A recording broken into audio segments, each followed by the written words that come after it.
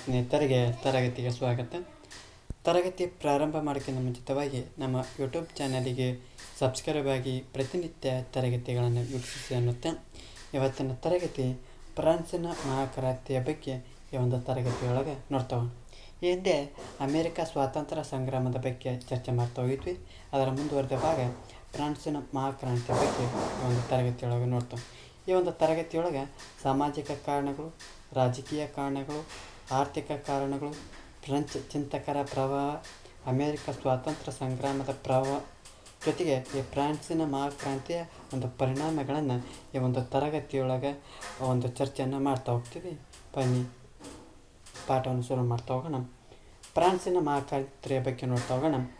ಈಗ ಈ ಒಂದು ಏನದು ಯುರೋಪ್ ಅಥವಾ ಮಧ್ಯ ಯುರೋಪ್ ಅಂತ ಏನು ಕರಿತಾ ಹೋಗ್ತಾವಲ್ಲ, ಅಲ್ಲಿ ಯಾವ ರೀತಿ ನೋಡ್ತಾ ಹೋಗ್ತಪ್ಪ ಅಂದ್ರೆ ಒಂದು ದೊರೆಗಳ ಒಂದು ನಿರಂಕುಶ ಪ್ರಭುತ್ವವನ್ನು ಏನು ಮಾಡ್ತಾ ಹೋಗ್ತಾರಪ್ಪ ಅಂದ್ರೆ ಅದನ್ನು ಕೊನೆಗಾಣಿಸಿ ಅಲ್ಲಿ ಸಮಾನತೆ ಮತ್ತು ಪ್ರಜಾಪ್ರಭುತ್ವದ ತಳಹದಿಯ ಮೇಲೆ ಒಂದು ಹೊಸ ಸಾಮಾಜಿಕ ಮತ್ತು ರಾಜಕೀಯ ವ್ಯವಸ್ಥೆಯನ್ನು ಸ್ಥಾಪಿಸುವುದು ಯಾರ ಒಂದು ಪ್ರಮುಖ ಉದ್ದೇಶ ಆಗಿತ್ತಪ್ಪ ಅಂದ್ರೆ ಅದು ಫ್ರೆಂಚ್ ಕ್ರಾಂತಿಯ ಒಂದು ಪ್ರಮುಖ ಉದ್ದೇಶವನ್ನು ಆಗಿರುತ್ತೆ. ಏನಪ್ಪ ಅಂದ್ರೆ ಅಲ್ಲಿ ಆ ದೊರೆಗಳ ಒಂದು ನಿರಂಕುಶವಾದಂಥ ಪ್ರಭುತ್ವವನ್ನು ಅಲ್ಲಿ ಕೊನೆಗಾಣಿಸಿ ಅಲ್ಲಿ ಸಮಾನತೆ ಮತ್ತು ಪ್ರಜಾಪ್ರಭುತ್ವದ ತಳಹದಿಯ ಮೇಲೆ ಒಂದು ಸಾಮಾಜಿಕ ಮತ್ತು ರಾಜಕೀಯ ವ್ಯವಸ್ಥೆಯನ್ನು ಒಂದು ಸ್ಥಾಪಿಸುವುದು ಈ ಫ್ರೆಂಚ್ ಕ್ರಾಂತಿಯ ಪ್ರಮುಖ ಉದ್ದೇಶವಾಗಿರೋದನ್ನು ಕಾಣ್ತಾ ಹೋಗ್ತೀವಿ. ಜೊತೆಗೆ ಇದು ಜಗತ್ತಿನ ಇತರ ದೇಶಗಳ ಒಂದು ರಾಜಕೀಯ ಚಳುವಳಿಗಳ ಮೇಲೂ ಅಗಾಧವಾದಂಥ ಪ್ರಭಾವವನ್ನು ಬೀರ್ತಾ ಹೋಗ್ತೈತಿ. ಆ ಫ್ರಾನ್ಸಿನ ಕ್ರಾಂತಿಗೆ ಈ ಕೆಳಗಂಡ ಅಂಶಗಳು ಪ್ರಮುಖವಾಗಿ ಕಾಣ್ತಾ ಹೋಗ್ತವೆ. ಅಂದರೆ ಈ ಸಾಮಾಜಿಕ ರಾಜಕೀಯ ಕಾರಣಗಳನ್ನು ಒಂದೊಂದೇ ನೋಡ್ತಾ ಹೋಗೋಣ. ಮೊದಲನೇದು ಸಾಮಾಜಿಕ ಕಾರಣಗಳ ಬಗ್ಗೆ ನೋಡ್ತಾ ಹೋಗೋಣ. ಅಂದ್ರೆ ಆ ಫ್ರೆಂಚ್ ಸಮಾಜದಲ್ಲಿ ಏನಾಗ್ತಪ್ಪ ಅಂದ್ರೆ ಅಸಮಾನತೆ ಏನು ಮಾಡ್ತಾ ಹೋಗ್ತದಪ್ಪ ಅಂದ್ರೆ ತಾಂಡವಾಡ್ತಾ ಇರ್ತದೆ. ಸಮಾನತೆ ಅಲ್ಲ, ಅಸಮಾನತೆ ಅಲ್ಲಿ ಏನಾಗ್ತಪ್ಪ ಅಂದ್ರೆ ಆ ಒಂದು ತಾಂಡವ ಆಡ್ತಾ ಇರೋದನ್ನು ಕಾಣ್ತಾ ಹೋಗ್ತೀವಿ. ಎಲ್ಲಪ್ಪ ಅಂದ್ರೆ ಫ್ರೆಂಚ್ ಸಮಾಜದೊಳಗೆ ಅದು ದುಸ್ಸಾಹನೀಯ ಮತ್ತು ಅಮಾನ್ಯವಾಗಿರೋದನ್ನು ಕಾಣ್ತಾ ಹೋಗ್ತೀವಿ.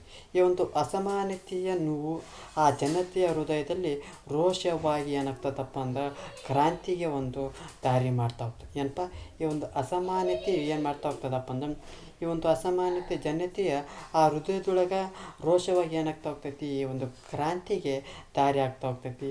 ಈ ಕ್ರಾಂತಿಗೆ ಮುನ್ನ ಆ ಫ್ರಾನ್ಸಿನ ಸಮಾಜದಲ್ಲಿ ಎಷ್ಟು ವರ್ಗಗಳನ್ನು ನೋಡ್ತಾ ಹೋಗ್ತಪ್ಪ ಅಂದ್ರೆ 3 ವರ್ಗಗಳನ್ನು ನೋಡ್ತಾ ಹೋಗ್ತೀವಿ. ಮೊದಲನೇ ವರ್ಗದಲ್ಲಿ ಪಾತ್ರಿಗಳನ್ನು ನೋಡ್ತಾ ಹೋಗ್ತೀವಿ. ಎರಡನೇ ವರ್ಗದಲ್ಲಿ ಶ್ರೀಮಂತರನ್ನು ನೋಡ್ತಾ ಹೋಗ್ತೀವಿ. ಮೂರನೇ ವರ್ಗದಲ್ಲಿ ಸಾಮಾನ್ಯರನ್ನು ನೋಡ್ತಾ ಹೋಗ್ತೀವಿ. ಎಲ್ಲಿ ಈ ಒಂದು ಫ್ರೆಂಚ್ ಅಥವಾ ಫ್ರಾನ್ಸ್ ಆ ಒಂದು ಸಮಾಜದೊಳಗೆ ಪ್ರಮುಖವಾಗಿ 3 ವರ್ಗಗಳನ್ನು ಕಾಣ್ತಾ ಹೋಗ್ತೀವಿ. ಒಂದನೇದು ಪಾತ್ರಿಗಳು, ಎರಡನೇದು ಶ್ರೀಮಂತರು, ಮೂರನೇದು ಸಾಮಾನ್ಯ ಜನರನ್ನು ಕಾಣ್ತಾ ಹೋಗ್ತೀವಿ. ಈ ಅತ್ಯಂತ ಕಡಿಮೆ ಸಂಖ್ಯೆಯಲ್ಲಿದ್ದಂಥ ಈ ಮೊದಲು 2 ವರ್ಗದವರು ಎಲ್ಲ ರೀತಿಯ ಒಂದು ಅನುಕೂಲಗಳನ್ನು ಏನು ಮಾಡ್ತಾಯಿದ್ರು, ಪಡಿತಾಯಿದ್ರು. ಜೊತೆಗೆ ಎಲ್ಲ ರೀತಿಯ ತೆರಿಗೆ ಏನು ಮಾಡ್ತಾಯಿದ್ದಪ್ಪ ಅಂದ್ರೆ ವಿನಾಯಿತಿಯನ್ನು ಪಡ್ತಾಯಿದ್ರು. ವಿನಾಯಿತಿ ಅಂದರೆ ಕಟ್ಟೋದು ಬೇಡ ಅಂತ ಅರ್ಥ. ಅದು ಅಂದರೆ ವಿನಾಯಿತಿ ಅಂದರೆ ತೆರಿಗೆ ಕಟ್ಟಂಗಿಲ್ಲ. ಯಾರು ಈ ಒಂದು ಮೊದಲು 2 ವರ್ಗದವರು. ಒಂದನೇದು ಅನೇಕ ಸೌಲಭ್ಯಗಳನ್ನು ಪಡಿತಾಯಿದ್ರು, ಜೊತೆಗೆ ತೆರಿಗೆಯಿಂದ ಆ ವಿನಾಯಿತಿಯನ್ನು ಪಡಿತಾಯಿದ್ರು, ಜೊತೆಗೆ ಐಷಾರಾಮಿ ಜೀವನವನ್ನು ನಡೆಸ್ತಾಯಿದ್ರು. ಯಾರು ಮೊದಲ 2 ವರ್ಗಗಳು ಐಷಾರಾಮಿಯಾದಂಥ ಜೀವನವನ್ನು ನಡೆಸ್ತಾಯಿದ್ರು. ಹೀಗಾಗಿ ಒಂದು ಫ್ರಾನ್ಸಿನ ಮಹಾಕ್ರಾಂತಿಗೆ ಒಂದು ಅಸಮಾನತೆ ಒಂದು ಕಾರಣ ಆಗ್ತೈತೆ. ಜೊತೆಗೆ ಆ ಒಂದು ಈ ಒಂದು ವರ್ಗಗಳು ನೋಡ್ತಾ ಹೋಗ್ತೀವಿ. ಜೊತೆಗೆ ಈ ಒಂದು 3ನೇ ವರ್ಗ ಏನು ಹೇಳ್ತಾ ಹೋಗ್ತೀವಿ ಅಂದ್ರೆ ಸಾಮಾನ್ಯರು. ಇವ್ರಿಗೆ ಏನಂತಪ್ಪ ಅಂದ್ರೆ ಆ ಸೌಲಭ್ಯದಿಂದ ಏನಾಗಿರ್ತಾರಪ್ಪ ಅಂದ್ರೆ ವಂಚಿತರಾಗಿರೋದನ್ನು ಕಾಣ್ತಾ ಹೋಗ್ತೀವಿ. ಈ ಒಂದು ವರ್ಗದೊಳಗೆ ಆ ಬುದ್ಧಿಜೀವಿಗಳು, ಕೃಷಿಕರು, ಕಾರ್ಮಿಕರು ಮತ್ತು ವೃತ್ತಿಪರರು ಇದರಲ್ಲಿ ಕಾಣ್ತಾ ಹೋಗ್ತೀವಿ. ಅವರ ಒಂದು ಆದಾಯ ತೀರ ಕಡಿಮೆ ಆಗಿರೋದನ್ನು ಕಾಣ್ತಾ ಹೋಗ್ತೀವಿ. ಜೊತೆಗೆ ಆ ತೆರಿಗೆಗಳಂತೂ ವಿಪರೀತ ತೆರಿಗೆಗಳನ್ನು ಈ ಒಂದು ಸಾಮಾನ್ಯರ ಮೇಲೆ ನೋಡ್ತಾ ಹೋಗ್ತಿದ್ವಿ. ಇರುವಂಥ ಜೀವನ ಅತ್ಯಂತ ದುಸ್ಥಿತಿಯಲ್ಲಿರೋದನ್ನು ಕಾಣ್ತಾ ಹೋಗ್ತೀವಿ. ಈ ಒಂದು ಎಲ್ಲ ಜನರಿಗೆ ಆ ಸಮಾಜದಲ್ಲಿ ಗೌರವದ ಒಂದು ಸ್ಥಾನಮಾನ ಇರಂಗಿಲ್ಲ. ಜೊತೆಗೆ ರಾಜಕೀಯ ಅಂತ ಹಕ್ಕುಗಳು ಮೊದಲೇ ಇರಂಗಿಲ್ಲ. ಏನಪ್ಪ ಅಂದ್ರೆ ಈ ಒಂದು 3ನೇ ವರ್ಗದ ಗೌರವ ಮತ್ತು ರಾಜಕೀಯ ಸ್ಥಾನಮಾನಗಳು ಜೊತೆಗೆ ಅವರಿಗೆ ಅವಮಾನಗಳನ್ನು ಅನುಭವಿಸ್ಬೇಕಾಗ್ತದೆ. ಹಾಗಾಗಿ ಅವ್ರು ಏನು ಮಾಡ್ತಾ ಹೋಗ್ತಾರೆ, ಮತೀಯವಾಗಲಿ ಅಥವಾ ರಾಜಕೀಯವಾಗಲಿ ಯಾವುದೇ ಒಂದು ವಿಧವಾದಂಥ ಸ್ವಾತಂತ್ರ್ಯ ಈ 3ನೇ ವರ್ಗದವರಿಗೆ ಇರಂಗಿಲ್ಲ. ಹಾಗಾಗಿ ಆ ಫ್ರಾನ್ಸಿನ ಜನರಲ್ಲಿ ಅತ್ಯಂತ ಅಸಮಾಧಾನಗೊಂಡಿದ್ದಂಥ ಜನ ಯಾರಪ್ಪ ಅಂದರೆ ಈ ಮೂರನೇ ವರ್ಗದ ಜನರನ್ನು ಕಾಣ್ತಾ ಹೋಗ್ತೀವಿ. ಜೊತೆಗೆ ಅವರು ಹಳೆಯ ವ್ಯವಸ್ಥೆಗಳನ್ನು ತೊಡೆದು ಹಾಕಲು ಸೂಕ್ತ ಸಮಯಕ್ಕೆ ಏನು ಮಾಡ್ತಾಯಿದ್ರು, ಕಾಯ್ತಾಯಿದ್ರು. ಅಂದರೆ ಈ ಒಂದು ಮೂರು ವರ್ಗಗಳು ಅಂತ ಹೇಳಿದಲ್ಲ, ಪಾತ್ರೆಗಳು, ಶ್ರೀಮಂತರು, ಸಾಮಾನ್ಯರು. ಈ ಮೊದಲೆರಡು ವರ್ಗ ಐಷಾರಾಮಿಯಾದಂಥ ಜೀವನ, ತೆರಿಗೆಗಳಿಂದ ವಿನಾಯಿತಿ, ಅನೇಕ ಸೌಲಭ್ಯಗಳನ್ನು ಪಡ್ತಾಯಿತ್ತು. ಇವುಗಳನ್ನು ಹೊರತುಪಡಿಸಿ ಯಾವುದೇ ರೀತಿಯ ಸೌಲಭ್ಯಗಳನ್ನು ಯಾರು ಪಡಿತಾ ಇರಲಿಲ್ಲ ಅಂದ್ರೆ ಈ ಮೂರನೇ ವರ್ಗದವ್ರು ಪಡ್ತಾರೆ. ಈ ರೀತಿಯ ಒಂದು ಏನು ಹೊಸ ವ್ಯವಸ್ಥೆಗೆ ಯಾರು ಕಾಯ್ತಾ ಇತ್ತಪ್ಪ ಅಂದ್ರೆ ಈ ಒಂದು ಮೂರನೇ ವರ್ಗದವರು ಕಾಣ್ತಾ ಇರೋದನ್ನು ಕಾಣ್ತೇವೆ. ಇದಿಷ್ಟೇನಪ್ಪ ಅಂದ್ರೆ ಸಾಮಾಜಿಕ ಕಾರಣಗಳಂತ ನೋಡ್ತಾ ಹೋಗ್ತೀವಿ. ಎರಡನೇ ನೋಡ್ತಾ ಹೋಗೋಣ, ಆರ್ಥಿಕ ಕಾರಣಗಳ ಬಗ್ಗೆ ನೋಡ್ತಾ. ಈ ಫ್ರಾನ್ಸ್ ದೇಶವು ಯಾವ ಪ್ರಧಾನವಾದ ದೇಶಪ್ಪ ಅಂದ್ರೆ ಕೃಷಿ ಪ್ರಧಾನವಾದಂಥ ದೇಶ ಅಂತ ನೋಡ್ತಾ ಹೋಗ್ತೀವಿ. ಯಾವ ದೇಶ? ಈ ಒಂದು ಫ್ರಾನ್ಸ್ ದೇಶವು ಕೃಷಿ ಪ್ರಧಾನವಾದಂಥ ದೇಶವನ್ನು ನೋಡ್ತಾ ಹೋಗ್ತೀವಿ. ಜೊತೆಗೆ ಆ ಕೃಷಿ ಪದ್ಧತಿಯಲ್ಲಿ ಅಭಿವೃದ್ಧಿಗಳು ಆಗಿದ್ದರೂ ಸಹ ಆ ಭೂಮಿಯ ಒಂದು ಉತ್ಪತ್ತಿ ಬಹಳ ಕಡಿಮೆ ಇತ್ತು. ಅಂದರೆ ಅಲ್ಲಿ ಸಾಕಷ್ಟು ಏನು ಮಾಡ್ತಾಯಿದ್ರು, ಕೃಷಿ ಬೆಳವಣಿಗೆಯಲ್ಲಿ ಆಗ್ತಾಯಿತ್ತು. ಅಲ್ಲಿ ಕೃಷಿಯ ಪದ್ಧತಿಯ ಅನೇಕ ಅಭಿವೃದ್ಧಿಗಳಾದಿತ್ತು ಕೂಡ ಅದರ ಭೂಮಿಯಿಂದ ಬರುವಂಥ ಉತ್ಪಾದನೆ ಬಹಳ ಕಡಿಮೆ ಇರೋದನ್ನು ಕಾಣ್ತಾ ಹೋಗ್ತೀವಿ. ಜೊತೆಗೆ ಆ ರೈತರು ಅತಿ ಹೆಚ್ಚಿನ ತೊಂದರೆಗಳಿಗೆ ಏನಾಗ್ತಿದ್ರು, ಒಳಗಾಗ್ತಿದ್ರು. ಅಂದ್ರೆ ಈ ಬರಗಾಲಗಳು ಸಾಮಾನ್ಯವಾಗಿ ಕಂಡು ಬರ್ತಾ ಹೋಗ್ತಿದ್ವು. ಇದರಿಂದ ಏನಾಗ್ತದಪ್ಪ ಅಂದ್ರೆ ಅಲ್ಲಿ ಆಹಾರಕ್ಕಾಗಿ ಏನಾಗ್ತಾಯಿತ್ತು, ದಂಗೆಗಳು ಆಗ್ತಾಯಿತ್ತು. ಈ ಒಂದು ಬರಗಾಲ ಬಂತಪ್ಪ ಅಂದ್ರೆ ಅಲ್ಲಿ ಆಹಾರದ ಒಂದು ಕೊರತೆ ಆಗ್ತದೆ. ಈ ಒಂದು ಆಹಾರಕ್ಕಾಗಿ ಏನಾಗ್ತದಪ್ಪ ಅಂದ್ರೆ ದಂಗೆಗಳು ಆಗ್ತಾಯಿತ್ತು. ಆ ಕೈಗಾರಿಕೆಗಳು ಏನು ಮಾಡ್ತಾ ಹೋಗ್ತಿದ್ವಪ್ಪ ಅಂದ್ರೆ ಆ ವೃತ್ತಿ ಸಂಘಗಳ ಅಧೀನದಲ್ಲಿ ನೋಡ್ತಾ ಇದ್ವಿ. ಅಂದರೆ ಆ ಒಂದು ಫ್ರಾನ್ಸ್ ದೇಶದಲ್ಲಿ ಈ ಕೈಗಾರಿಕೆಗಳು ಆ ವೃತ್ತಿ ಸಂಘಗಳ ಅಧೀನದೊಳಗೆ ನೋಡ್ತಾ ಹೋಗ್ತೀವಿ. ಆಂತರಿಕ ಅಡ್ಡಿಗಳಿಂದಲೂ ಮತ್ತು ಅಧಿಕಾರಗಳ ಅತಿಯಾದ ಮಧ್ಯ ಪ್ರವೇಶದಿಂದಲೂ ಆ ಕೈಗಾರಿಕಾ ಬೆಳವಣಿಗೆ ಏನಾಗ್ತದಪ್ಪ ಅಂದ್ರೆ ಕುಂಠಿತಗೊಳ್ತಾ ಹೋಗ್ತೈತಿ. ಇದರ ಫಲವಾಗಿ ಉತ್ಪಾದನೆ ಏನಾಗ್ತದಪ್ಪ ಅಂದ್ರೆ ಕೆಳಮಟ್ಟದಲ್ಲಿ ಆಗೋದನ್ನು ಕಾಣ್ತಾ ಹೋಗ್ತೀವಿ. ಇದು ಏನಪ್ಪ ಅಂದ್ರೆ ಮುಖ್ಯವಾಗಿ ಆರ್ಥಿಕ ಕಾರಣಗಳ ಬಗ್ಗೆ ಸಾಮಾನ್ಯವಾಗಿ ನೋಡ್ತಾ ಹೋಗ್ತೀವಿ. ಮುಂದುವರೆದು ನೋಡ್ತಾ ಹೋಗೋಣ, ರಾಜಕೀಯ ಕಾರಣಗಳ ಬಗ್ಗೆ ನೋಡ್ತಾ ಹೋಗ್ತೀವಿ. ಅಂದರೆ ಈ ರಾಜಕೀಯ ಕಾರಣಗಳಂತ ನೋಡೋದಾದ್ರೆ ಅಲ್ಲಿ ಯಾರೊಬ್ಬರು ಆಳ್ತಾ ಇರಬೇಕು. ಯಾರು? ಆ ಫ್ರಾನ್ಸನ್ನು ಯಾರು ಆಳ್ತಾ ಇದ್ರಪ್ಪ ಅಂದ್ರೆ ಬಾರ್ಬೋನ್. ಯಾರು? ಬಾರ್ಬೋನ್ ಏನು ಮಾಡ್ತಾಯಿದ್ದೆ, ಈ ಫ್ರಾನ್ಸ್ ದೇಶವನ್ನು ಆಳ್ತಾ ಇದ್ದ. ಈ ಒಂದು ಸಂತತಿಯು 16ನೇ ಲೂಯಿ ಸುಖಲೋಪತೆಯಿಂದ ಕೂಡಿದಂಥ ದುಂದುಗಾರಿಕೆಯ ಜೀವನವನ್ನು ನಡೆಸ್ತಾ ಇತ್ತು. ಅಂದರೆ ಯಾವ ಮನೆತನ ಈ ಒಂದು ಫ್ರಾನ್ಸ್ ದೇಶವನ್ನು ಆಳ್ತಾ ಇತ್ತಪ್ಪ ಅಂದ್ರೆ ಬಾರ್ಬೋನ್ ಮನೆತನ ಆಳ್ತಾ ಇತ್ತು. ಅದರೊಳಗೆ 16ನೇ ಲೂಯಿ ಏನು ಮಾಡ್ತಾ ಇತ್ತಪ್ಪ ಅಂದ್ರೆ ಸುಖ ಸಂಪತ್ತಿನಿಂದ ಅತಿಯಾದ ದುಂದುಗಾರಿಕೆ ಜೀವನವನ್ನು ನಡೆಸ್ತಾ ಇತ್ತ. ಜೊತೆಗೆ ಆ ಸರ್ಕಾರಿ ಕೆಲಸಗಳಲ್ಲಿ ಏನದು ಮೂಗು ತೋರಿಸೋದು ಮತ್ತು ಅಸಡ್ಡೆ ಅಂತ ಇರ್ತಾ ಇತ್ತು. ಅವನಿಗೆ ಯಾವ ರಾಣಿ ಇರ್ತಪ್ಪ ಅಂದ್ರೆ ಮೇರಿ ಅಂಟಾಯನೆಟ್. ಯಾರು? 16ನೇ ಲೂಯಿನ ಒಂದು ಮೇರಿ, ಅವನು ಒಬ್ಬ ರಾಣಿ ಇದ್ಲಿ. ಯಾರು? ಮೇರಿ ಅಂಟಾಯನೆಟ್. ಈ ಒಂದು ರಾಣಿ ಇರ್ಲು. ಅವಳ ಒಂದು ಆಸ್ತಿಯನ್ನು ಆ ದೇಶದ ರಾಜಕುಮಾರಿ ಅವಳು ಏನು ಮಾಡ್ತಾಯಿದ್ಲಪ್ಪ ಅಂದ್ರೆ ಅವಳು ದೇಶದ ಆಡಳಿತ ವ್ಯವಹಾರಗಳಲ್ಲಿ ತಲೆ ಹಾಕ್ತಾಯಿದ್ಲು. ಆ ವಿದೇಶಿಗಳು ಮತ್ತು ತಮ್ಮ ಒಂದು ವಿಷಯದಲ್ಲಿ ಪ್ರೀತಿ ಇಲ್ಲವೆಂಬ ಕಾರಣದಿಂದ ಆ ಜನರು ಏನು ಮಾಡ್ತಾ ಇರ್ತಾರಪ್ಪ ಅಂದ್ರೆ ಈಕೆನ ಯಾರು? ಮೇರಿ ಅಂಟಾಯನೆಟ್ ಆಕೆನ ಏನು ಮಾಡ್ತಾ ಇದ್ರಪ್ಪ ಅಂದ್ರೆ ದ್ವೇಷವನ್ನು ಮಾಡ್ತಾಯಿದ್ರು. ಜೊತೆಗೆ ಆ ರಾಜನು ಅವಳನ್ನು ನಿಯಂತ್ರಿಸಲಾಗಲಿಲ್ಲ. ಜೊತೆ ಆ ಕ್ರಮೇಣ ಆ ಪರಿಸ್ಥಿತಿ ಅವನ ಕೈ ಮೀರಿ ಅದು ಏನಾಗ್ತಾ ಹೋತಪ್ಪ ಅಂದ್ರೆ ಕ್ರಾಂತಿ ಆಗೋದನ್ನು ಕಾಣ್ತಾ ಹೋಗ್ತಿದ್ವಿ. ಇದಿಷ್ಟೇನಪ್ಪ ಅಂದ್ರೆ ಮೊದಲನೇದು ಏನಪ್ಪ, ಸಾಮಾಜಿಕ ಕಾರಣದೊಳಗೆ ಏನಿತ್ತಪ್ಪ ಅಂದ್ರೆ ಅಲ್ಲಿ ಅಸಮಾನತೆ ಇತ್ತು ಮತ್ತು ಆ ಮೂರು ವರ್ಗಗಳ ಒಂದು ಭಿನ್ನತೆಯನ್ನು ಕಾಣ್ತಾ ಹೋಗ್ತೀವಿ. ಎರಡನೇದು ಆರ್ಥಿಕ ಕಾರಣಗಳನ್ನ ನೋಡ್ತಾ ಹೋಗ್ತೀವಿ. ಅಲ್ಲಿ ಬರಗಾಲಗಳು ಬೀಳ್ತಾ ಹೋಗ್ತಾವೆ, ಅಲ್ಲಿ ಆಹಾರದಕ್ಕಾಗಿ ದಂಗೆಗಳಾಗ್ತಾವೆ. ಈ ಒಂದು ಕ್ರಾಂತಿ ಕಾಣ್ತಾ ಹೋಗ್ತೀವಿ. ಅದೇ ರೀತಿ ರಾಜಕೀಯ ಕಾರಣಗಳನ್ನ ನೋಡ್ತಾ ಹೋಗ್ತೀವಿ. ಇದು ಯಾರು? ಬಾರ್ಬೋನ ಮನೆತನ ಆಳ್ವಿಕೆ ಮಾಡ್ತಾಯಿತ್ತು. ಅಲ್ಲಿ 16ನೇ ಲೂಯಿ ಏನು ಮಾಡ್ತಾ ಏನು ದುಂದುಗಾರಿಕೆ ಜೀವನ ಮತ್ತು ಸುಖಲೋಪನ ಜೀವನ ನಡೆಸ್ತಾ ಇತ್ತು. ಅದರ ಜೊತೆಗೆ ಮೇರಿ ಅಂಟಾಯನೆಟ್ಟನ ವಿರುದ್ಧ ಯಾರು ದ್ವೇಷವನ್ನು ಕಾಡ್ತಾ ಇದ್ದಾರಪ್ಪ ಅಂದ್ರೆ ಈ ಸಾಮಾನ್ಯ ಜನರು ದ್ವೇಷವನ್ನು ಕಾಣ್ತಾವೆ. ಮುಂದುವರೆದು ನೋಡ್ತಾ ಹೋಗ್ತೀವಿ, ಆ ಫ್ರೆಂಚ್ ಚಿಂತಕರ ಒಂದು ಪ್ರಭಾವವನ್ನು ಕಾಣ್ತಾ ಹೋಗ್ತೀವಿ. ಈ ಒಂದು ಪ್ರಸಿದ್ಧ ತತ್ವಜ್ಞಾನಿಗಳು ಮತ್ತು ವಿದ್ವಾಂಸರುಗಳಾದಂಥ ಈ ಮಾಂಟೆಸ್ಕೋ, ರೂಸೋ, ವಾಲ್ಟೈರ್ ಈ ಒಂದು ತಮ್ಮ ಕ್ರಾಂತಿಕಾರಿಕ ಬರಹಗಳಿಂದ ಏನು ಮಾಡ್ತಾ ಹೋಗ್ತಾರಪ್ಪ ಅಂದ್ರೆ ಆ ಕ್ರಾಂತಿಕಾರಿಗಳಿಗೆ ಉತ್ತೇಜನವನ್ನು ನೀಡ್ತಾ ಹೋಗ್ತಾರೆ. ಯಾರು? ಮಾಂಟೆಸ್ಕೋ, ರೂಸೋ ಮತ್ತು ವಾಲ್ಟೈರ್ನನ್ನು ನೋಡ್ತಾ ಹೋಗ್ತೀವಿ. ಹಾಗಾದ್ರೆ ಅವ್ರ ಬಗ್ಗೆ ಸ್ವಲ್ಪ ಕಿರುಪರಿಚಯವನ್ನು ನೋಡ್ತಾ ಹೋಗೋಣ. ಮಾಂಟೆಸ್ಕೋ ಇವತ್ತು ಏನು ಮಾಡ್ತಾ ಹೋಗ್ತಾರಪ್ಪ ಅಂದ್ರೆ ಈತ ತನ್ನ ಒಂದು ಕೃತಿ ಆದಂಥ ಸ್ಪಿರಿಟ್ ಆಫ್ ಲಾಸ್ ಅಂತ ಕೃತಿಯೊಳಗೆ ಆ ರಾಜರ ಒಂದು ದೈವದತ್ತ ಅಧಿಕಾರದ ನಿರಾಧಾರವನ್ನು ಟೀಕಿಸಿ ಸಂವಿಧಾನಿಕ ರಾಜಪ್ರಭುತ್ವಕ್ಕೆ ಬೆಂಬಲವನ್ನು ನೀಡಬೇಕಂತಂದು ಹೇಳ್ತಾ ಹೋಗ್ತಾನೆ. ಅಂದ್ರೆ ಈತ ಮಾಂಟೆಸ್ಕೋ ಏನು ಹೇಳ್ತಾ ಹೋಗ್ತಾನಪ್ಪ ಅಂದ್ರೆ ತನ್ನ ಒಂದು ಸ್ಪಿರಿಟ್ ಆಫ್ ಲಾಸ್ ಒಳಗೆ ಏನು ಹೇಳ್ತಾ ಹೋಗ್ತಾನಪ್ಪ ಅಂದ್ರೆ ರಾಜರ ದೈವದತ್ತ ಅಧಿಕಾರವು ಅದು ನಿರಾಧಾರ ಅಂತಂದಿಟ್ಟು ಏನು ವಿಮರ್ಶೆ ಮಾಡಿ ಸಂವಿಧಾನಿಕ ರಾಜಪ್ರಭುತ್ವ ಬೆಂಬಲಕ್ಕೆ ಏನು ಮಾಡ್ತಾ ಹೋಗ್ತಾನಪ್ಪ ಅಂದ್ರೆ ಬೆಂಬಲವನ್ನು ಕೊಡ್ತಾ ಹೋಗ್ತಾನೆ. ಅದೇ ರೀತಿ ಇನ್ನೊಬ್ಬ ನೋಡ್ತಾ ಹೋಗ್ತೀವಿ, ರೋಸೋ ಸೋಷಿಯಲ್ ಕಾಂಟ್ರಾಕ್ಟ್ ಅಂತ ಒಂದು ಕೃತಿ ಬರ್ತಾನೆ. ಅಂದ್ರೆ ಸಾಮಾಜಿಕ ಒಪ್ಪಂದ ಅಂತಂದು ಒಂದು ಕೃತಿಯನ್ನು ಬರಿತಾ ಹೋಗ್ತಾನೆ. ಅದರೊಳಗೆ ಹೇಳ್ತಾ ಹೋಗ್ತಾನೆ, ಮಾನವ ಸ್ವತಂತ್ರವಾಗಿ ಜನಿಸಿದ, ಆದರೆ ಎಲ್ಲೆಲ್ಲೂ ಸರಪಳಿಯಿಂದ ಬಂಧಿಸಲ್ಪಟ್ಟಿದ್ದಾನೆ ಅಂತಂದು ಆ ಕ್ರಾಂತಿಕಾರಿಗಳಿಗೆ ಉತ್ತೇಜನವಾದಂಥ ಮಾತುಗಳನ್ನು ಹೇಳ್ತಾ ಹೋಗ್ತಾನೆ. ಅಂದರೆ ಆ ಮಾನವ ಸ್ವತಂತ್ರವಾಗಿ ಜನಿಸಿದ, ಆದರೆ ಎಲ್ಲೆಲ್ಲೂ ಸರಪಳಿಯಿಂದ ಬಂಧಿಸಲ್ಪಟ್ಟಿದ್ದಾನೆ ಅಂತಂದು ತನ್ನ ಒಂದು ಕೃತಿಯಾದಂಥ ಸೋಷಿಯಲ್ ಕಾಂಟ್ರಾಕ್ಟ್ ಎಂಬ ಕೃತಿಯೊಳಗೆ ಈ ರೂಸೋ ತನ್ನ ಒಂದು ವಾಕ್ಯವನ್ನು ಹೇಳ್ತಾ ಹೋಗ್ತಾನೆ. ಅದೇ ರೀತಿ ಮುಂದುವರೆದು ನೋಡ್ತಾ ಹೋಗ್ತೀವಿ, ವಾಲ್ಟೈರ್ ಈತ ಯಾರಪ್ಪ ಅಂದ್ರೆ ಆ ಫ್ರಾನ್ಸಿನ ಪ್ರಚಲಿತವಿದ್ದಂಥ ಸಂಪ್ರದಾಯ ಏಕಾಚರಣೆ ಅಂಧಶ್ರದ್ಧೆಯನ್ನು ಖಂಡಿಸ್ತಾ ಹೋಗ್ತಾನೆ. ಜೊತೆಗೆ ಆ ರೋಮನ್ ಕ್ಯಾಥೋಲಿಕ್ ಚರ್ಚನ್ನು ಯಾರು ಖಂಡಿಸ್ತಾ ಹೋಗ್ತಾರಪ್ಪ ಅಂದ್ರೆ ವಾಲ್ಟೈರ್ ಖಂಡಿಸ್ತಾ ಹೋಗ್ತಾನೆ.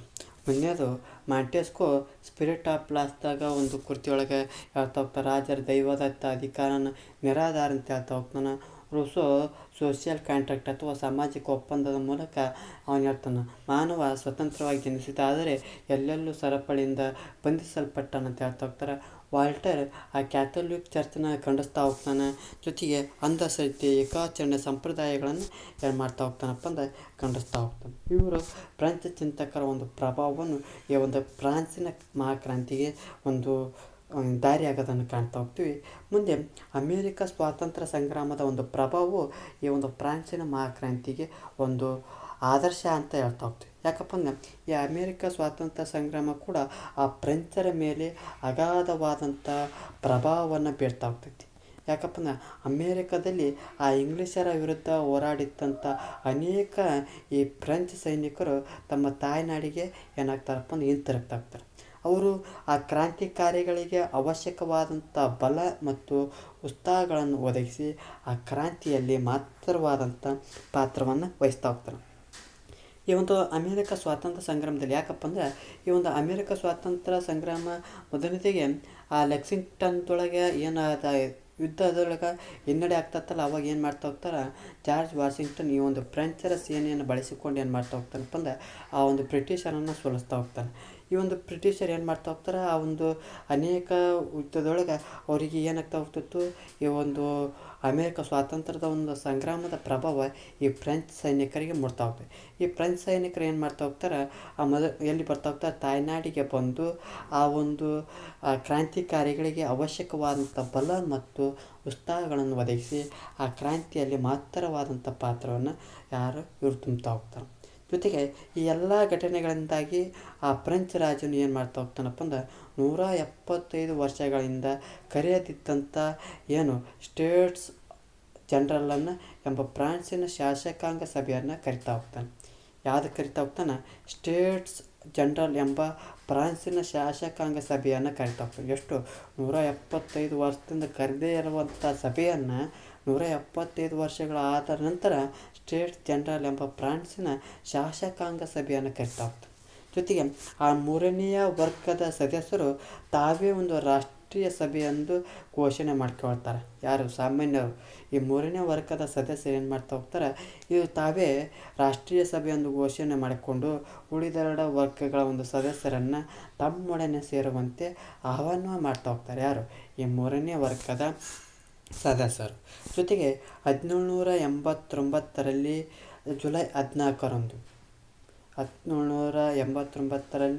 ಜುಲೈ 14ರಂದು ಪ್ಯಾಸ್ಟಲ್ ಎಂಬ ಪ್ಯಾಸ್ಟಲ್ ಎಂಬ ರಾಜ್ಯ ಬಂದಿಖಾನೆಯ ಮೇಲೆ ದಾಳಿ ಮಾಡಿ ಆ ಕೈದಿಗಳನ್ನೆಲ್ಲ ಬಿಡುಗಡೆ ಮಾಡ್ತಾ ಹೋಗ್ತಾರೆ. ಯಾರು? ಈ ಮೂರನೇ ವರ್ಗದವರು 1789 ಜುಲೈ 14ರಂದು ಆ ಪ್ಯಾಸ್ಟಲ್ ಎಂಬ ರಾಜ್ಯ ಬಂದಿಖಾನೆಯ ಮೇಲೆ ದಾಳಿ ಮಾಡಿ ಅಲ್ಲಿದ್ದಂಥ ಕೈದಿಗಳನ್ನೆಲ್ಲ ಏನು ಮಾಡ್ತಾ ಹೋಗ್ತಾರೆ, ಆ ಬಿಡುಗಡೆ ಮಾಡಿ ಆ ನಿರಂಕುಶ ಪ್ರಭುತ್ವಕ್ಕೆ ಅಂತ್ಯವನ್ನು ಮಾಡ್ತಾ ಹೋಗ್ತಾರೆ. ಆ ಕ್ರಮೇಣ ಈ ಒಂದು ಕ್ರಾಂತಿಯು ದೇಶದ ಇತರ ಭಾಗಗಳಿಗೆ ಹರಡ್ತಾ ಹೋಗ್ತೈತಿ. ಆ ರಾಜನು ಹೆಸರಿಗೆ ಮಾತ್ರ ರಾಜನಾಗ್ತಾ ಹೋಗ್ತಾನೆ. ಆ ರಾಷ್ಟ್ರೀಯ ಸಭೆಯೇ ಎಲ್ಲ ಕಾನೂನುಗಳನ್ನು ರಚಿಸುತ್ತಾ ಅವಶ್ಯಕ ಆಜ್ಞೆಗಳನ್ನು ಹೊರಡಿಸಿತು. ಈ ಒಂದು 1789 ಆಗಸ್ಟ್ 27ರಂದು ಆ ಮಾನವನು ಮತ್ತು ಪೌರನ ಹಕ್ಕುಗಳನ್ನು ಘೋಷಣೆಯನ್ನು ಅಂಗೀಕರಣ ಮಾಡ್ತಾ ಹೋಗ್ತಾರೆ. ಈ ರಾಜತ್ವವನ್ನು ತೆಗೆದುಹಾಕಿ ಗಣರಾಜ್ಯವನ್ನು ಸ್ಥಾಪನೆ ಮಾಡ್ತಾ ಹೋಗ್ತಾರೆ. ಎಲ್ಲಿ? ಫ್ರಾನ್ಸಿನೊಳಗೆ. ಅಂದ್ರೆ 1789 ಆಗಸ್ಟ್ 27ರಂದು ಆ ಮಾನವ ಮತ್ತು ಪೌರನ ಹಕ್ಕುಗಳ ಒಂದು ಘೋಷಣೆಯನ್ನು ಅಂಗೀಕಾರವನ್ನು ಮಾಡ್ತಾ ಹೋಗ್ತಾರೆ. ಅಲ್ಲಿ ಒಂದು ರಾಜಪ್ರಭುತ್ವವನ್ನು ತೆಗೆದುಹಾಕಿ ಗಣರಾಜ್ಯವನ್ನು ಸ್ಥಾಪನೆ ಮಾಡ್ತಾ ಹೋಗ್ತಾರೆ. ಈ ಕ್ರಿಯೆಯು ಹಿಂಸಾತ್ಮಕವಾದಂಥ ರೂಪವನ್ನು ತಾಳ್ತಾ ಹೋಗ್ತೈತಿ.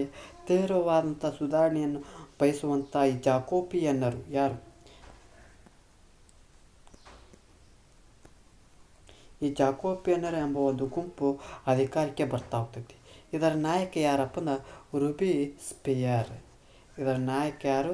ರೂಬಿಸ್ಪಿಯರನ್ನು ನೋಡ್ತಾ ಹೋಗ್ತೀವಿ. ಜಾಕೋಬಿಯನ್ನರ ನಾಯಕ ಯಾರು? ರೂಬಿಸ್ಪಿಯರನ್ನು ನೋಡ್ತಾ ಹೋಗ್ತೀವಿ. ಈತನ ಒಂದು ಪ್ರಭುತ್ವದ ಪರ ಇದ್ದಂಥ ಅನೇಕ ಶಂಕಿತ ವ್ಯಕ್ತಿಗಳ ಹತ್ಯೆಗಾಗಿ ಆವಿಷ್ಕರಿಸಿದ್ದಂಥ ಆ ಗಿಲೋಟಿನ್ ಯಂತ್ರಕ್ಕೆ ಬಲಿ ನೀಡ್ತಾ ಹೋಗ್ತಾನೆ. ಯಾರು? ಇವನು ಜಾಕೋಬಿಯನ್ನರು. ಈ ಹಿಂದೆ ಏನು ಈ ಒಂದು ಹಿಂಸಾತ್ಮಕ ರೂಪವನ್ನು ತಾಳಿದಂಥ ಸಂದರ್ಭದಲ್ಲಿ ಆ ತೀವ್ರವಾದಂಥ ಸುಧಾರಣೆಗಳನ್ನು ಬಯಸುವಂಥ ಈ ಜಾಕೋಬಿಯನ್ನರು ಒಂದು ಗುಂಪು ಅಧಿಕಾರಕ್ಕೆ ಬರ್ತಾ ಹೋಗ್ತೈತೆ. ಇದರ ನಾಯಕ ರೂಬಿಸ್ಪಿಯರ್ ಅಂತ ನೋಡ್ತಾ ಹೋಗ್ತೀನಿ. ಈತನ ಏನು ಮಾಡ್ತಾ ಹೋಗ್ತಾನೆ, ತನ್ನ ಒಂದು ಪ್ರಭುತ್ವದ ಪರ ಇದ್ದಂಥ ಮತ್ತು ಶಂಕಿತ ವ್ಯಕ್ತಿಗಳ ಹತ್ಯೆಗಾಗಿ ತಾನು ಆವಿಷ್ಕರಿಸಿದಂಥ ಗಿಲೋಟಿನ್ ಯಂತ್ರಕ್ಕೆ ಏನು ಮಾಡ್ತಾ ಹೋಗ್ತಾನಪ್ಪ ಅಂದ್ರೆ ಬಲಿಯನ್ನು ನೀಡ್ತಾ ಹೋಗ್ತಾನೆ. ಜೊತೆಗೆ ಈ ಒಂದು ಫ್ರಾನ್ಸಿನ ಪರಿಣಾಮಗಳನ್ನು ನೋಡ್ತಾ ಹೋಗೋಣ. ಈ ಫ್ರೆಂಚ್ ಕ್ರಾಂತಿಯು ಪ್ರಮುಖ ಘಟನೆಯಾಗಿ ಏನಾಗ್ತೈತಿ, ನಾಂದಿ ಆಗ್ತಾ ಹೋಗ್ತೈತಿ. ಜೊತೆಗೆ ಆ ಒಂದು ಫ್ರಾನ್ಸ್ ಈ ಒಂದು ಯುರೋಪ್ ಖಂಡದಲ್ಲಿ ಈ ಒಂದು ಮಧ್ಯ ಯುರೋಪ ಒಂದು ಪ್ರದೇಶದೊಳಗೆ ಈ ಉಳಿಗಮಾನ್ಯ ಪದ್ಧತಿಯು ನಾಶ ಆಗ್ತಾ ಹೋಗ್ತೈತಿ. ಈ ಮೊದಲನೇ ವರ್ಗ ಪಾದ್ರಿಗಳು, ಎರಡನೇ ವರ್ಗ ಶ್ರೀಮಂತರು ಹೊಂದಿದ್ದಂಥ ವಿಶೇಷ ಅಧಿಕಾರ ಸವಲತ್ತುಗಳು ಏನಾಗ್ತಾ ಹೋಗ್ತಾ ಅಂದ್ರೆ ರದ್ದಾಗೋದನ್ನು ಕಾಣ್ತಾ ಹೋಗ್ತೀವಿ. ಆ ಶ್ರೀಮಂತರ ಭೂಮಿಯನ್ನು ಕಸ್ಕೊಳ್ತಾ ಹೋಗ್ತಾರೆ. ಆ ಚರ್ಚ್ ರಾಜ್ಯಕ್ಕೆ ಒಂದು ಅಧೀನವಾಗ್ತಾ ಇರೋದನ್ನು ಕಾಣ್ತಾ ಹೋಗ್ತೀವಿ. ದೇಶಾದ್ಯಂತ ಒಂದೇ ರೀತಿಯ ಒಂದು ಆಡಳಿತ ಕ್ರಮವು ಜಾರಿಗೆ ಬರೋದನ್ನು ಕಾಣ್ತಾ ಹೋಗ್ತೀವಿ. ಜನರಿಗೆ ಸ್ವಾತಂತ್ರ್ಯ, ಸಮಾನತೆ, ಭ್ರಾತೃತ್ವದ ಎಂಬ ತತ್ವಗಳು ಆಶ್ವಾಸನೆ ಕೊಡಲಾಯಿತು. ಅಂದ್ರೆ ಈ ಒಂದು ಫ್ರಾನ್ಸಿನ ಮಹಾಕ್ರಾಂತಿಯು ಪ್ರಮುಖ ಪರಿಣಾಮಗಳತ್ತ ನೋಡಿದ್ರೆ ಒಂದೇದು ಉಳಿಗಮಾನ್ಯ ಪದ್ಧತಿ ಏನಾಗ್ತದಪ್ಪ ನಾಶ ಆಗ್ತೈತಿ. ಆ ಪಾದ್ರಿಗಳು ಜೊತೆಗೆ ಆ ಶ್ರೀಮಂತರು ಹೊಂದಿದ್ದಂಥ ವಿಶೇಷ ಅಧಿಕಾರಗಳು ಸವಲತ್ತುಗಳು ಏನಾಗ್ತೈತಪ್ಪ ಅಂದ್ರೆ ರದ್ದು ಮಾಡ್ತಾ ಹೋಗ್ತಾರೆ. ಆ ಶ್ರೀಮಂತರ ಭೂಮಿಯನ್ನು ಏನು ಮಾಡ್ತಾ ಹೋಗ್ತಾರೆ, ಕಸಿದುಕೊಳ್ತಾ ಹೋಗ್ತಾರೆ. ಅದು ಚರ್ಚ್ ಏನಾಗ್ತದಪ್ಪ ಅಂದ್ರೆ ರಾಜ್ಯಕ್ಕೆ ಒಂದು ಅಧೀನವಾಗೋದನ್ನು ಕಾಣ್ತಾ ಹೋಗ್ತೀವಿ. ಜೊತೆಗೆ ಈ ಒಂದು ಫ್ರಾನ್ಸಿನ ಒಂದು ಮಹಾಕ್ರಾಂತಿಯಿಂದ ಸ್ವಾತಂತ್ರ್ಯ, ಸಮಾನತೆ ಮತ್ತು ಭ್ರಾತೃತ್ವವು ಏನಾಗ್ತೈತಪ್ಪ ಅಂದ್ರೆ ಎಂಬ ತತ್ವಗಳಿಗೆ ಆಸ್ವಾನ ಕೊಡ್ತಾ ಹೋಗ್ತೀವಿ. ಯಾರಿಗೆ? ಜನರಿಗೆ ಸ್ವಾತಂತ್ರ್ಯ, ಸಮಾನತೆ, ಭ್ರಾತೃತ್ವ ಎಂಬ ತತ್ವಗಳ ಆಶ್ವಾಸನೆಯನ್ನು ಈ ಒಂದು ಫ್ರಾನ್ಸಿನ ಮಹಾಕ್ರಾಂತಿಯು ನೀಡ್ತಾ ಹೋಗೋದನ್ನು ಕಾಣ್ತಾ ಹೋಗ್ತೀವಿ. ಇದಿಷ್ಟೇನಪ್ಪ ಅಂದ್ರೆ ಫ್ರಾನ್ಸಿನ ಮಹಾಕ್ರಾಂತಿಯ ಬಗ್ಗೆ ಸಂಪೂರ್ಣವಾದಂಥ ಮಾಹಿತಿ ಆಗ್ತೈತೆ. ಈ ಒಂದು ತರಗತಿ ಇಷ್ಟ ಆದರೆ ನಮ್ಮ ಒಂದು ಯೂಟ್ಯೂಬ್ ಚಾನಲಿಗೆ ಸಬ್ಸ್ಕ್ರೈಬ್ ಆಗಿ, ಈ ಒಂದು ತರಗತಿ ಇಷ್ಟ ಆದರೆ ಲೈಕ್ ಮಾಡಿ, ಇಲ್ಲದೇ ಡಿಸ್ಲೈಕ್ ಮಾಡಿ. ಏನಾದರೂ ದೋಷಗಳು, ನಿಮ್ಮ ಒಂದು ಅಭಿಪ್ರಾಯಗಳನ್ನು ಕಮೆಂಟ್ ಬಾಕ್ಸ್ನ ಮೂಲಕ ತಿಳಿಸಿ ಅನ್ನುತ್ತಾ ಈ ಒಂದು ತರಗತಿಯನ್ನು ಮುಗಿಸ್ತಾ ಇದ್ದೀನಿ. ಎಲ್ಲರಿಗೂ ಧನ್ಯವಾದಗಳು.